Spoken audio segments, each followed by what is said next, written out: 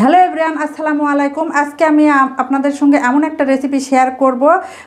মাছের পেটের ভিতরে যে পটকা থাকে, আমাদের এলাকায় আমরা পটকা বলি, এক এক এলাকায় এক এক নামে বলে, জিনিসটা একই, সমস্যা নেই। এই যে এরকম, এটা আমি আজকে রেসিপি করব এবং আপনাদের সঙ্গে শেয়ার করব। তাহলে রান্না শুরু করা যাক।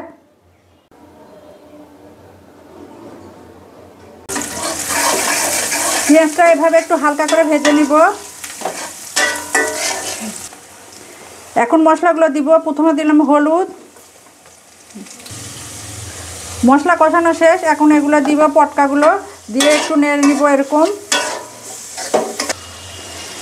যেহেতু ভেজে নিয়ে এসেছি 70% ওখানে সিদ্ধ হয়েছে, সামান্য একটু পানি দিব।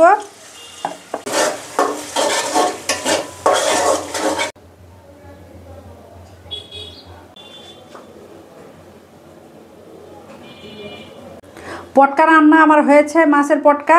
যারা পটকা খেতে ভালোবাসেন তারা আমার মতো এভাবে রান্না করে খাবেন, তাহলে অনেক খেতে ভালো লাগবে।